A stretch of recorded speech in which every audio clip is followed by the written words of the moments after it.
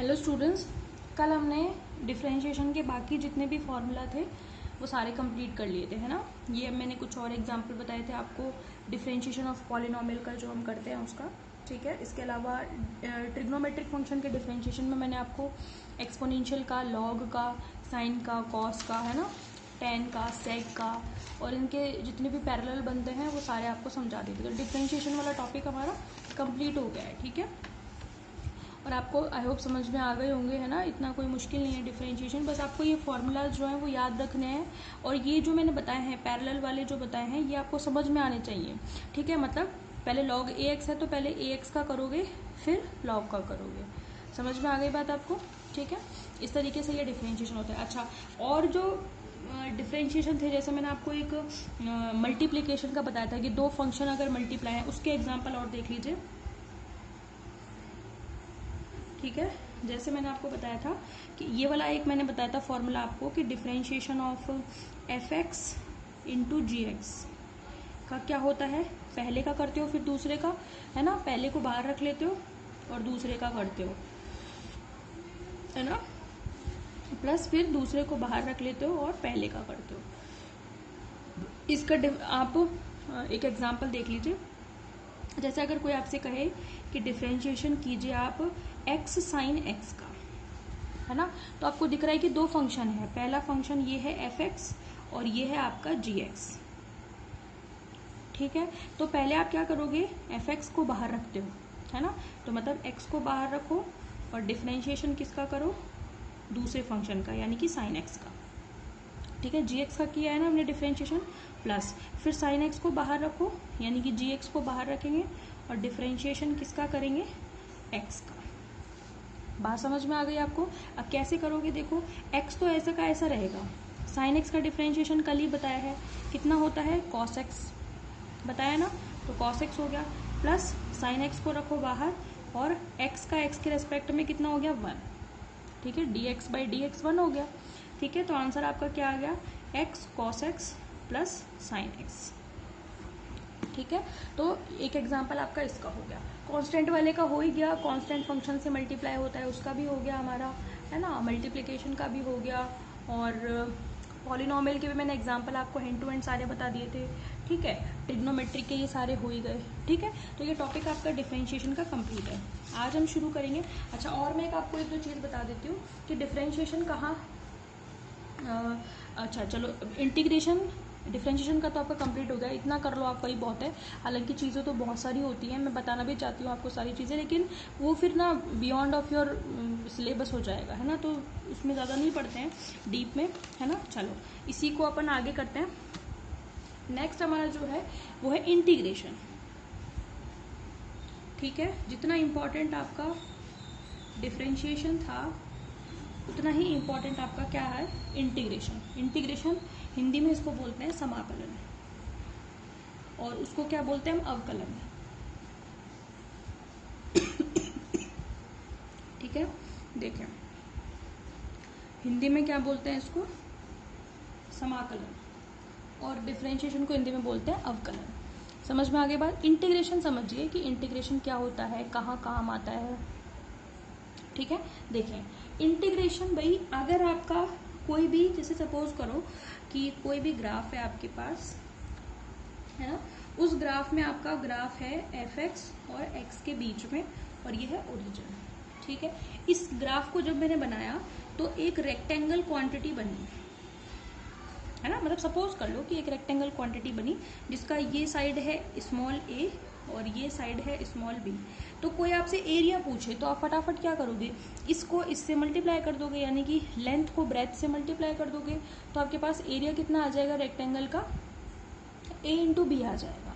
Obvious सी बात है। तो यहाँ तो हम एरिया इजीली कैलकुलेट कर सकते हैं क्योंकि हमारे पास एक सिमेट्रिक ज्योमेट्री है। सिमेट्रिक ज्योमेट्री है मतलब कोई भी एक ऐसी ज्योमेट्री है जिसके बारे में हम जानते हैं कि वो सममिति में कैसी होती है, मतलब उसका नाम क्या है एग्जैक्टली। पर अगर आपकी शेप जो है वो इर्रेगुलर होती, मतलब अगर मैं आपसे ये पूछती कि भाई इस ग्राफ का मुझे एरिया बताओ,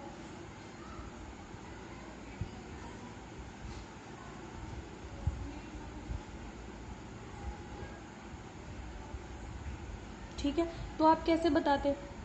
क्या कोई मुझे इसका एरिया बता सकता है? आप नहीं बता सकते कि इसका एरिया कितना होगा। समझ में आ रही है बात? आपकी जो शेप आपकी रेगुलर है, तो रेगुलर शेप है तो आप इजीली उसका क्या बता सकते हो?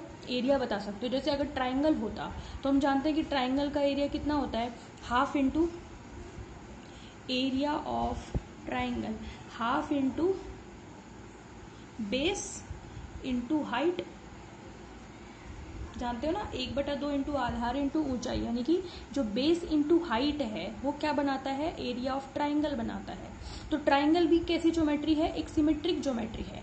और जब सिमेट्रिक ज्योमेट्री होती है तो हम अच्छी तरीके से जानते हैं कि उसके जितने भी सिमेट्रिक ज्योमेट्री है, लाइक स्फेयर है, हम उसका भी जानते हैं एरिया कैसे निकालते हैं। हम एक स्क्वायर का कैसे एरिया निकालते हैं वो भी जानते हैं। हम एक रेक्टेंगल का निकालना भी जानते हैं। हम सभी का जानते हैं, जितनी भी रेगुलर शेप होती है उनके एरिया हम निकालना जानते हैं और उनके फॉर्मूला भी हम अच्छे तरीके से जानते हैं। पर अगर शेप इर्रेगुलर हो तो इर्रेगुलर शेप होने पर कैसे उसका एरिया निकाला जाएगा?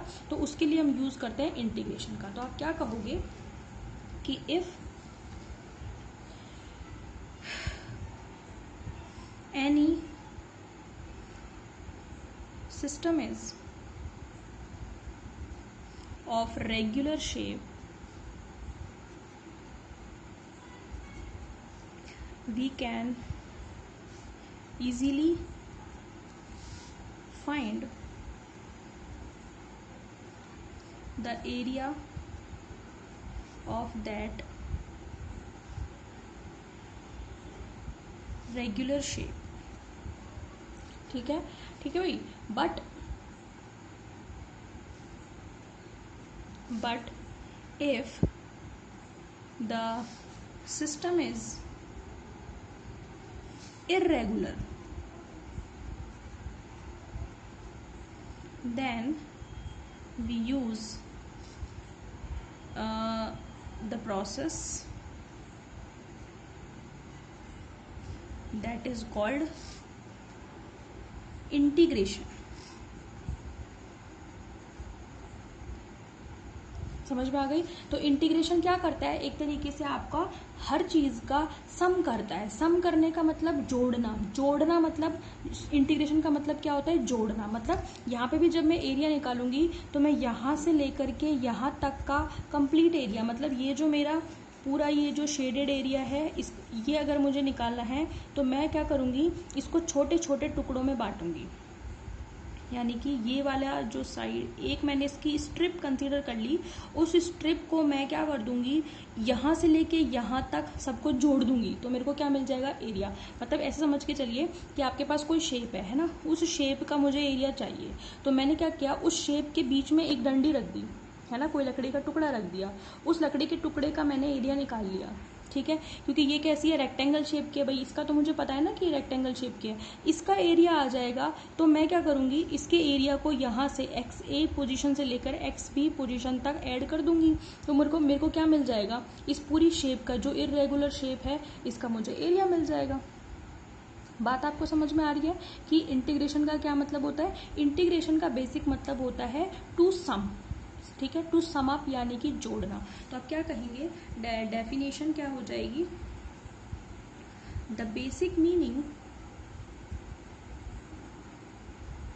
Of integration is to sum up, यानी कि जोड़ना। समझ में आ गई? वो क्या कहलाता है? आपका इंटीग्रेशन कहलाता है। ठीक है, तो आपकी अगर आपकी शेप कैसी है? इर्रेगुलर हैं और उनका आपको एरिया निकालना है, जिस भी जगह से जिस भी जगह तक निकालना है, तो आप इजीली फाइंड आउट कर सकते हो। किससे? किसकी मदद से? इंटीग्रेशन की मदद से। ठीक है, तो हम क्या लेकर के चलते हैं कि ये पोजीशन है xi-1, यानी कि इसकी इधर वाली डंडी, और ये है आपकी xi। मतलब पूरी मैंने एक डंडी मानी है ना, तो डंडी की जो एक ये वाली लाइन है इधर वाली, वो तो है xi-1 और ये वाली है xi। तो इसका जो एरिया हो जाएगा, है ना, तो आप क्या कहेंगे? यहाँ पे मैं नंबर डाल देती हूँ। ये तो है, हो गया आपका डायग्राम फर्स्ट और ये हो गया आपका डायग्राम सेकंड। ठीक है, तो आप क्या कहोगे? To find the area of irregular shape in diagram second, हम क्या करते हैं, we consider a strip मतलब एक पट्टी, ठीक है, we consider a strip of corners xi minus 1 and xi, ये वाला कॉर्नर है xi माइनस 1 का और ये वाला कॉर्नर है xi का। तो मैंने अलग अलग उनकी पोजीशन बता दी, ये xi माइनस 1 और ये xi। इसकी चौड़ाई कितनी है, कोई मुझे बताएगा इसकी चौड़ाई कितनी है? भाई इसकी मुझे चौड़ाई चाहिए तो मैं xi में से xi माइनस 1 को घटा दूंगी। भाई सपोज करो ऐसे कोई स्ट्रिप इतनी चौड़ी कोई डंडी होती, ये पोजीशन होती इसकी 5 और ये वाली होती 7। कोई आपसे पूछता कि ये चौड़ाई कितनी है इसकी, भाई 7 में से 5 को ही तो घटाते, आप कहते कि 2 सेंटीमीटर चौड़ाई है, तो यहाँ पे चौड़ाई कितनी होगी, xi माइनस 1, ठीक है। तो ये मैंने मान लिया कि ये इसकी कॉर्नर्स है। बात समझ में आ गई आपको, ठीक है। Therefore, to find the area of the irregular shape, we consider a strip of corner xi and xi minus 1, ठीक है, ओके, ठीक है। Therefore, area of the strip है ना, उसको मैंने कह दिया डेल्टा ए आई, है ना। ये जो स्ट्रिप है इसको, इसके एरिया को मैंने क्या नाम दे दिया, ए आई, डेल्टा ए आई इस पूरी स्ट्रिप का क्या है, एरिया, ठीक है। और वो कितना होगा, वो होगा आपका एफ एक्स आई और मल्टीप्लाई कर देंगे किससे, xi माइनस 1 से। एफ एक्स आई क्या है, एफ एक्स आई वो फंक्शन है, खुद फंक्शन। तो फंक्शन भाई ये भाई मतलब नहीं समझे आप, देखो रेक्टेंगल का एरिया कैसे निकलता है, this side multiply by this side. यहाँ पे भी तो आपने एरिया ऐसे निकाला कि इस साइड को इस साइड से मल्टीप्लाई कर दिया, ठीक है। तो ये वाली जो साइड है ये तो xi माइनस 1 है, लेकिन ये वाली जो साइड है इसको मैंने माना कि ये एफ एक्स आई है, क्योंकि कोई भी आई भी स्ट्रिप है तो ये वाली साइड जो है रेक्टेंगल की वो तो है xi माइनस 1, भाई जो स्ट्रिप है वो उसकी शेप भी तो रेक्टेंगल ही है, तो ये वाली साइड तो xi माइनस 1 हो गई। और ये जो हाइट है इसकी, ये वाली हाइट ये कितनी है, एफ एक्स आई। तो एरिया कैसे निकलेगा, this side multiply by this side, तो ये साइड कितनी है भाई, एफ एक्स आई, और ये वाली कितनी है, xi माइनस 1। समझ में आ गई। अगर मैं क्या करूं, एक्स ए से एक्स बी के बीच में इंटीग्रेशन कर दूं तो मेरे पास कंप्लीट एरिया आ जाएगा, ठीक है। तो हम क्या लिखेंगे, देयरफॉर टोटल एरिया, क्योंकि इंटीग्रेशन का मतलब क्या होता है, टू सम अप, ठीक है। Total area of the irregular shape in diagram second, ठीक है। तो ये तो मेरे पास हो गई first equation.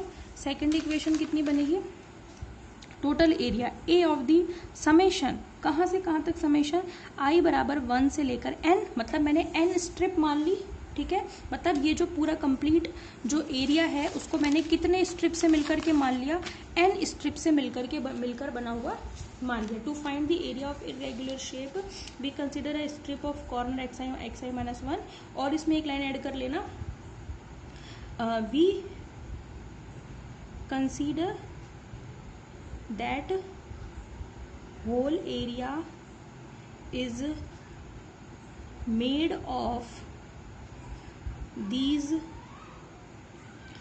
type of small n, capital n लिख लो, कैपिटल n स्ट्रिप्स, मतलब ऐसी ही कैपिटल एन स्ट्रिप से मिलकर के बना हुआ है। तो मैंने सबका ऐड कर दिया, पहले तो एक स्ट्रिप का एरिया निकाल लिया, फिर सभी का 1 से लेकर n तक मैंने क्या कर देना है, सम कर देना है, ठीक है। तो इसका मतलब डेल्टा ऑफ ए आई, समझ में आ गई। यानी कि हम ऐसे लिख सकते हैं, समेशन आई बराबर 1 से लेकर n डेल्टा ए आई, समीकरण 1 से लिख दूँ मैं इसकी वैल्यू, है ना, कितनी, एफ एक्स आई और xi माइनस 1, ठीक है। ये आपका हो गया इक्वेशन नंबर 2। हमने यहाँ पे क्या यूज़ किया है, यूजिंग 1 को हमने यहाँ पे यूज़ किया, ठीक है। Therefore we can show the equation second as, a कैसे होगा, इंटीग्रेशन। ये समेशन की जगह पर क्या यूज करेंगे, इंटीग्रेशन, क्योंकि पहले मैंने इसको छोटे छोटे टुकड़ों में डिवाइड किया है, टुकड़ों को मैंने सबको जोड़ दिया, तो मैंने समेशन, समेशन का मतलब भी जोड़ना ही होता है। लेकिन सिचुएशन आया, कंडीशन आपकी कैसी है, कंटिन्यूअस है, कंटिन्यूअस है, तो वहाँ पे समेशन को रिप्लेस कर देते हैं इंटीग्रेशन से। समझ में आ गई बात आपको। तो एफ एक्स आई माइनस 1 और डी एक्स, ठीक है। कहाँ से कहाँ तक, एक्स ए से लेकर के एक्स बी तक। समझ में आ गई बात आपको। तो ये आपका क्या बन गया, इंटीग्रेशन। इस तरीके से आप जितनी भी क्वांटिटीज़ हैं आपकी, उनको छोटे छोटे टुकड़ों में बांटकर एक पर्टिकुलर लिमिट के अंदर आप उसका क्या कर सकते हो, इंटीग्रेशन, तो वो सभी का एडिशन आ जाता है। अब कैसी भी शेप हो उसका इंटीग्रेशन आप निकाल सकते हो। रेगुलर शेप का तो हम जानते हैं, लेकिन इंटीग्रेशन यूज होता है जब शेप इरेगुलर होती है, ठीक है। नेक्स्ट वीडियो में हम इसके कुछ फॉर्मूला पढ़ेंगे इंटीग्रेशन के, कि कौन कौन से फॉर्मूला है, जैसे हमने डिफरेंशिएशन के पढ़े थे। और इस तरीके से आपके दोनों टॉपिक कंप्लीट हो जाएंगे, डिफरेंशिएशन और इंटीग्रेशन। Okay, thank you.